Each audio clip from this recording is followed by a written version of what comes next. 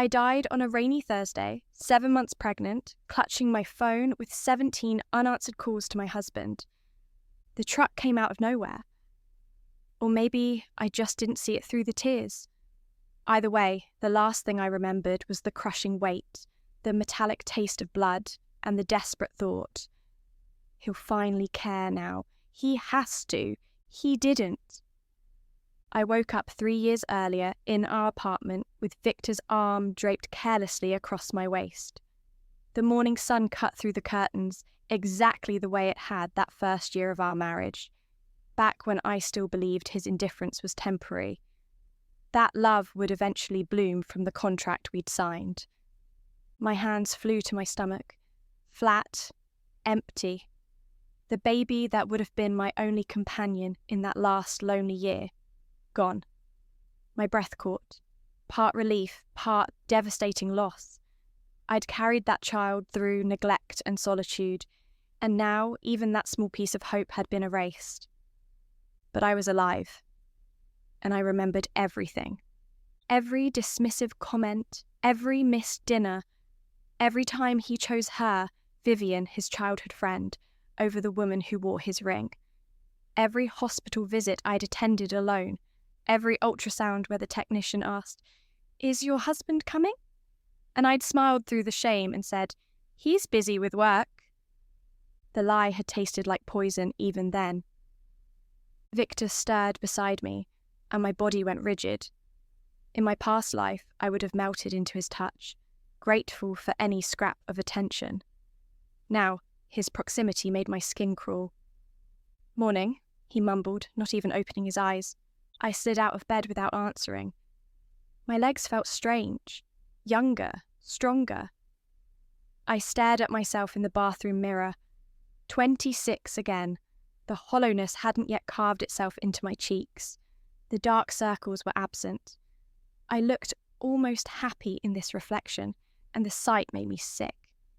I knew what was coming. In exactly 2 weeks, Victor would take me to his mother's birthday dinner.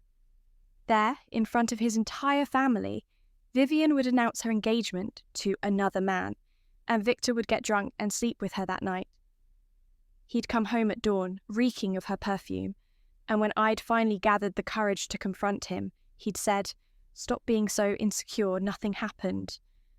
But something had happened, and 2 weeks after that, I'd find out I was pregnant, and Victor would look at me like I'd trapped him. The bathroom door opened. Victor leaned against the frame, running a hand through his dark hair. He was beautiful. Sharp jawline, grey eyes, the kind of face that made people trust him instantly. I'd fallen for that face once. "You okay? You look pale." "I'm fine." The words came out flat, emotionless. His eyebrows rose slightly. In the past, I would have rushed to reassure him, to be the perfect, accommodating wife. Not anymore. "There's coffee downstairs," he said, waiting for me to thank him. To smile, I brushed past him without a word.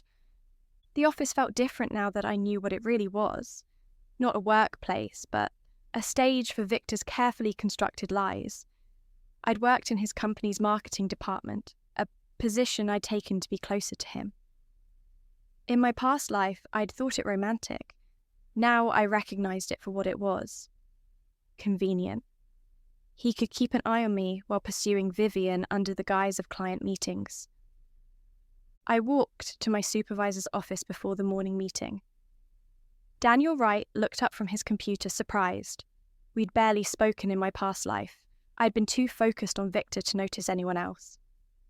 "Emma? Something wrong?" "I'm resigning." The pen in his hand froze midair. "What? Is this about the Thompson account? Because we can... It's personal." I placed the letter on his desk. I'd written it this morning, my hand steady, my mind clear. "I'm giving 2 weeks' notice, as required." Daniel stood, concern creasing his forehead. He was nice-looking in an understated way, warm brown eyes, the kind of genuine smile Victor had never mastered. "Does Victor know?" "Not yet." "Emma." He hesitated, then seemed to make a decision. If you're leaving because of workplace issues, we can address them. You're one of our best. It's not about work. I met his gaze directly. It's about self-respect. Something shifted in his expression. Understanding, perhaps, or curiosity. But I didn't stay to explain. I had exactly 4 hours before Victor found out, and I needed to be gone before then. I cleaned out my desk with surgical precision. Photos, trash, company awards, left on the desk. The coffee mug Victor had given me for our first anniversary with "To my wife" printed on it. I placed it deliberately in the break room sink and watched it shatter against the stainless steel. The sound brought several heads turning. "Oops," I said to no one in particular. Victor found me in the parking garage, his face flushed with anger. "What the hell are you doing?" I placed the last box in my car trunk with careful precision. "Leaving." "You can't just quit. We need to discuss this." "We don't need to discuss anything." I closed the trunk, the sound echoing in the concrete space. I made a decision about my own career. That's allowed in a marriage, isn't it? His jaw clenched. "This is about last night, isn't it? Because I had dinner with Vivian. Last night." Right. He'd cancelled our anniversary dinner, our third, because Vivian needed urgent advice about her relationship. In my past life, I'd cried myself to sleep. This time, I'd gone to that new French restaurant alone, ordered the most expensive wine, and enjoyed every minute of it. "This isn't about Vivian," I said calmly. The lie tasted sweet. "This is about me wanting a change. You're being irrational, and you're blocking my car." We stared at each other. I could see him trying to reconcile this version of me with the compliant woman he'd married. The woman who'd accepted every excuse, every broken promise, every humiliation. That woman had died under a truck, alone and unloved. "Move," I said softly. "Please." Something in my tone must have unnerved him, because he stepped aside. I got in my car and drove away without looking back. In the rearview mirror, I saw him standing there, confusion written across his perfect face. Good. Let him wonder. My lawyer's office was in a building downtown I'd never have dared enter in my past life. Back then, I'd convinced myself that divorce was failure, that I just needed to try harder, love better, be more understanding. Now I understood that the only failure was staying. "Mrs. Blake?" The receptionist smiled professionally. "Miss Torres will see you now." Elena Torres was everything the internet reviews had promised. Sharp, ruthless, and expensive. She listened to my story without interruption, her dark eyes assessing. "Your husband's assets are substantial," she said finally. "Community property laws mean you're entitled to half of everything acquired during the marriage." "I don't want half," I leaned forward. "I want specific things. The apartment in Riverside that's registered in both our names, I want that. And I want him to cover my living expenses for 1 year while I rebuild my career." "That's considerably less than you're entitled to." "I know," I smiled, and it felt sharp on my face. "But what I'm asking for is reasonable, and it'll make him look bad if he fights it. Victor cares very much about appearances." Eleanor's lips curved with approval. "When do you want to file?" "Today. And I want the papers served at his mother's birthday dinner, 2 weeks from now, Saturday evening, 7 p.m. at the Grandview Hotel." She raised an eyebrow. "That's theatrical. That's intentional." The next 2 weeks passed in a strange, suspended animation. Victor called constantly. I answered occasionally, keeping my voice pleasant but distant. Yes, I was staying at a hotel. No, I didn't know when I was coming home. Yes, we could talk. Later, when I'd figured some things out. His mother called too. Margaret Blake, with her pearl necklaces and thinly veiled contempt for the girl from a middle-class family who'd somehow snared her precious son. "Emma, darling, what's this nonsense about you quitting? Victor is beside himself. I needed a change, Margaret. Well, you'll need to come to my birthday dinner. I insist. We can discuss this family matter properly. Family matter? As if I'd ever been family to them. I'll be there, I promised. I could hear her relief through the phone. She probably thought one dinner would fix everything, that she could pressure me back into line. She had no idea what was coming. I bought a dress for the dinner, red, bold, unapologetic red. In my past life, I'd worn a modest beige dress, trying to blend in, to be acceptable. I'd watched Vivian arrive in emerald green, watched every head turn, watched Victor's eyes follow her around the room while I'd sat beside him. Invisible. Not this time. The Grandview Hotel's ballroom was exactly as I remembered. Crystal chandeliers, white tablecloths, the city glittering through floor-to-ceiling windows. I arrived alone, which caused the first ripple of whispers. Victor materialized at my side immediately. "Where have you been? I've been trying to reach you all day." I was busy. His eyes travelled down my dress and something flashed across his face. Surprise, maybe even appreciation. He'd never looked at me like that before. "You look different." "Thank you. Emma, we need to talk about—" "Not now. It's your mother's birthday." Margaret swept toward us in silver silk, her smile brittle. "Emma, you came, and what a vibrant choice of dress." Translation: how dare you draw attention to yourself? "Happy birthday, Margaret." I kissed her cheek, and she stiffened slightly. Dinner was excruciating and perfect. I sat between Victor and his younger brother, James, who'd never paid me much attention in my past life. Tonight, he kept glancing at me with obvious confusion. "You seem different," he said finally. "Did you change your hair?" "No, I just stopped apologizing for existing." He blinked, surprised, then laughed. "Good for you." Across the table, Victor's father was holding court, telling the same stories he always did. Victor was tense beside me, his hand occasionally reaching for mine under the table. I'd let him take it, then gently pull away, watching his frustration grow. Then Vivian arrived. She made an entrance, of course. Emerald green dress, golden hair cascading down her back, that practiced laugh that somehow made every man in the room feel special. She headed straight for our table, and I felt Victor sit up straighter. In my past life, this moment had crushed me. I'd watched the woman my husband loved more than me float toward us, and I'd felt myself shrinking, disappearing. Now, I felt nothing. No jealousy, no pain, just cold, crystalline clarity. "Victor!" Vivian embraced him, holding on just a second too long. "Margaret, happy birthday. I'm so sorry I'm late. You know how work is." Her eyes skated over me dismissively.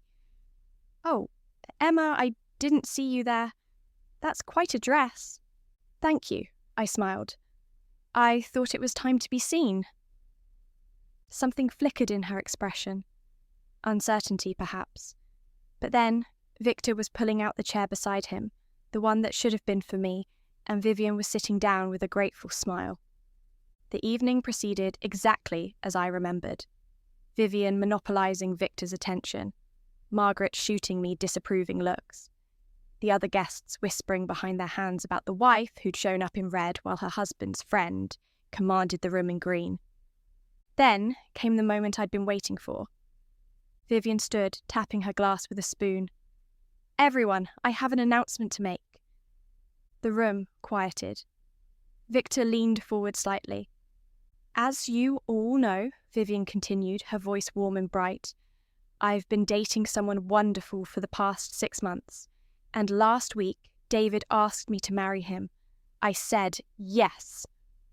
The room erupted in congratulations. I watched Victor's face carefully. The flash of shock, the poorly concealed devastation, the forced smile that followed. His hand tightened around his wineglass until I thought it might shatter.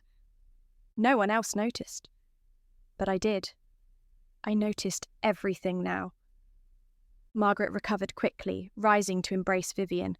How wonderful, dear. We must celebrate. More champagne was poured, toasts were made. And through it all, Victor sat frozen beside me, his world crumbling in ways only I could see. I felt no satisfaction, just cold recognition of a pattern I'd lived through once already. When the waiters brought out dessert, I excused myself to the restroom. I took my time reapplying lipstick, checking my phone. The message from Eleanor's assistant came through at exactly 7:23 p.m. Papers served. He has them.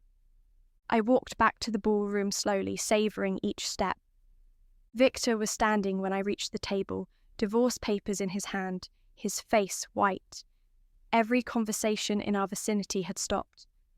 Margaret was staring at the documents with horror. James looked shocked. Vivian had her hand over her mouth. Emma, Victor's voice was barely controlled. What is this? Divorce papers. I kept my voice pleasant, conversational. I thought you could read. This is... You can't be serious. Not here, not now. Why not? Your mother's birthday dinner seemed like the perfect occasion. So many witnesses. I smiled at Margaret. Thank you for insisting I come. Emma, please. Victor's hand shot out, grabbing my wrist. His grip was desperate, painful. We can talk about this. Whatever's wrong, we can fix it. I looked down at his hand, then up at his face. Let go of me.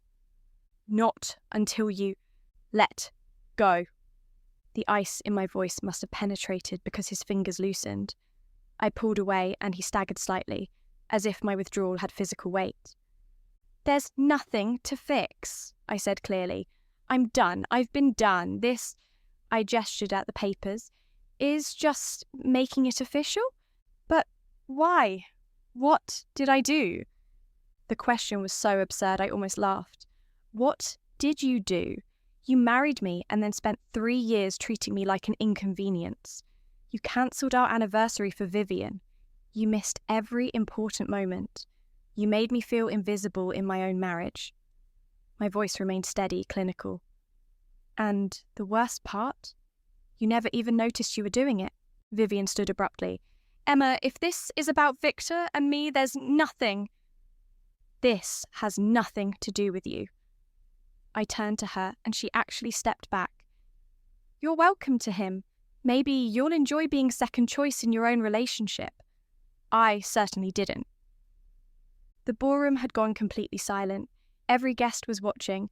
Margaret looked like she might faint. Victor's father had his hand on her shoulder, his face unreadable. I'm taking the Riverside apartment, I continued, addressing Victor directly, and financial support for 1 year. Everything's outlined in the papers. Your lawyer can contact mine. Emma, wait.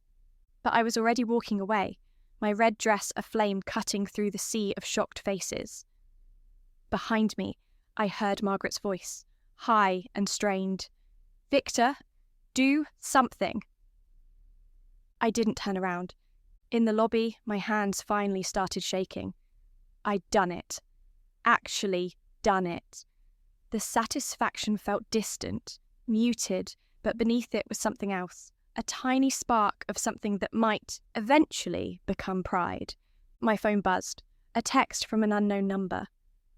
That was the most badass thing I've ever seen. James. Despite everything, I smiled. The war began the next morning. Victor called 63 times before noon. I blocked his number.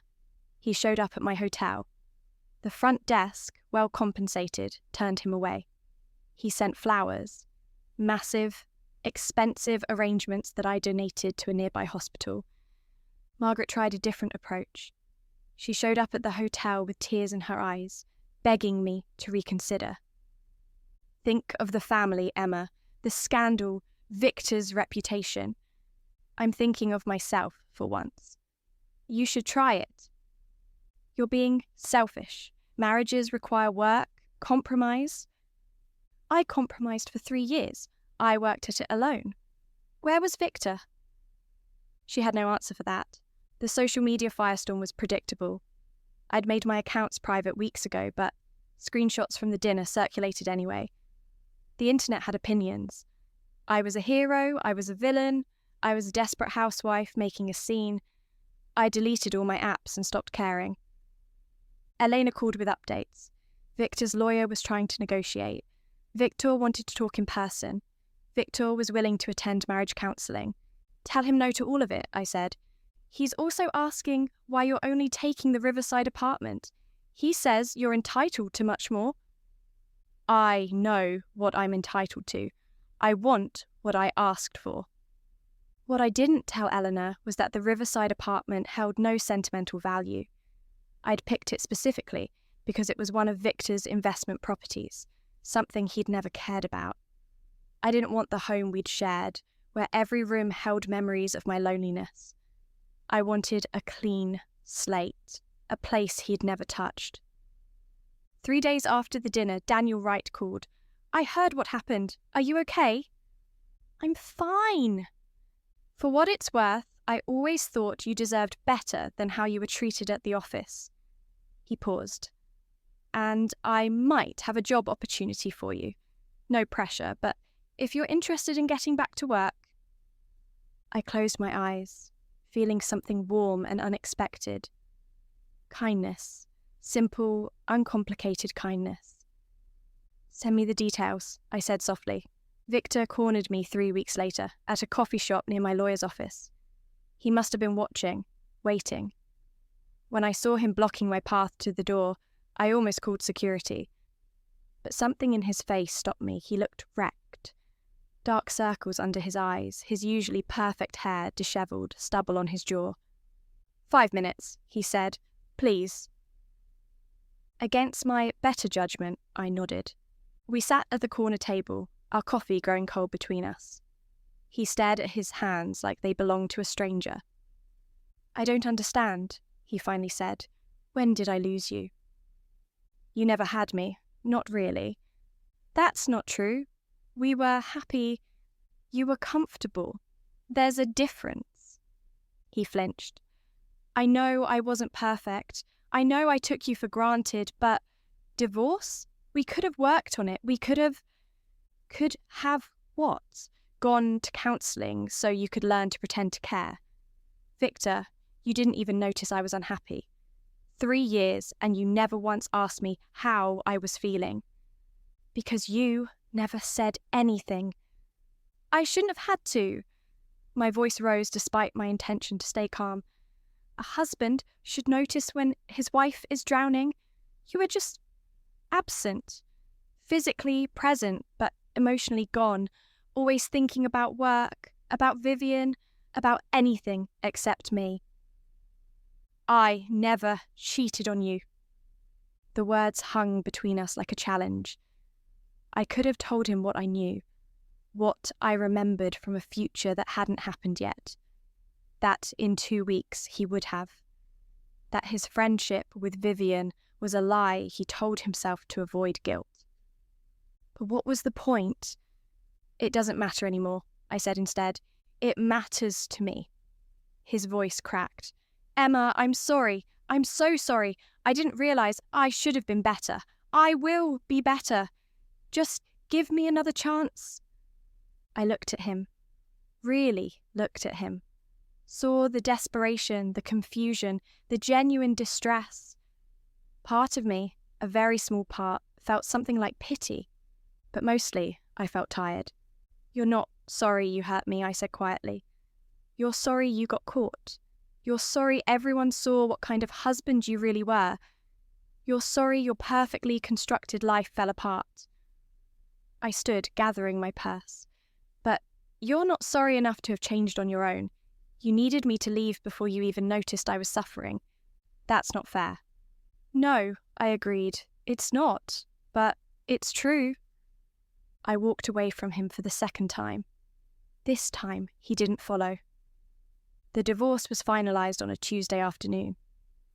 I signed the papers in Eleanor's office, my hand steady, my heart quiet. Victor had stopped fighting. Whether from resignation or strategy, I didn't know and didn't care. I got the Riverside apartment, I got my year of financial support. I got my freedom. The apartment was beautiful. Hardwood floors, bay windows, a small balcony overlooking the city. I stood in the empty living room, sunlight streaming across the floor, and felt something I hadn't felt in years. Peace. My phone buzzed. A text from Daniel. "Congratulations on the new position. Looking forward to working with you." I'd accepted his job offer, a senior role at his company, completely separate from Victor's sphere. Better pay, better prospects, and most importantly, mine. Another text came through, this one from James. "Dinner this week? I want to hear how you're doing, and maybe apologise for being oblivious to what Victor was putting you through." I smiled. James had been a surprise. After the divorce announcement, he'd reached out regularly, genuine in his concern. It was strange being seen by someone in Victor's family. Then, a final text from an unknown number. "You looked happy today. I saw you leaving your lawyer's office. I'm glad one of us is. V." I should have blocked him. Instead, I found myself staring at the message, trying to parse what he meant. Was this manipulation? Self-pity or genuine remorse? Did it matter? I deleted the text and walked to the balcony. The city spread out before me, full of possibilities, paths I'd never explored, dreams I'd abandoned to play the role of perfect wife. I died once, unloved and alone, carrying a child that would never know its father's indifference. I'd been given a second chance, and I'd used it to save myself. No regrets, not anymore. But as I stood there, watching the sun set over the skyline, I couldn't shake one last thought. What would Victor do when he finally understood what he'd lost? Would he move on? Find someone new to ignore? Or would he break? And why did part of me, the part that had loved him once in another life, still care about the answer? I pushed the thought away. Whatever Victor did now was his choice, his consequence. I had my own life to rebuild. The sunset turned the sky crimson and gold, and I stood there in my empty apartment, free and terrified and alive, ready to write a story that was finally, completely mine. Epilogue, 6 months later. The coffee shop near my new office became my morning ritual. I'd arrive at 7, order a cappuccino, and spend 30 minutes reading before work. Simple, peaceful, mine. Until the morning Victor walked in. He looked different, thinner, older somehow. The arrogance that had once defined him had been replaced by something rawer. Our eyes met across the cafe and I saw him hesitate, clearly debating whether to approach. I made the decision for him, gathering my things to leave. "Emma, wait." He crossed the space between us quickly. "I'm not here to bother you. I've been going to therapy, learning things about myself, about us. That's good for you. I know it's too late. I know I ruined everything." His voice was low, urgent. "But I need you to know that I understand now. What I did to you, how I made you feel, and I'm sorry, truly, deeply sorry." I looked at him. This man I'd once loved, once married, once died trying to matter to. And I felt nothing. No anger, no love, no bitterness. Just a quiet acknowledgement that we were strangers now, standing in a coffee shop, living separate lives. "I believe you," I said softly, "and I hope you find what you're looking for. I really do." "I already found it," he said, his voice breaking, "and I let it go." "No." I shook my head. "You never had it to let go. That's the point you're still missing." I walked out into the morning sunshine, leaving him standing there with his regrets and his realizations that came far, far too late. My phone buzzed with a message from Daniel. "Meeting moved to 10. Want to grab breakfast?" I smiled, typing back, "Absolutely." The story Victor and I had written together was over. But my story, the one I was writing alone, the one where I was finally the protagonist, that story was just beginning. And this time, it would have a happy ending.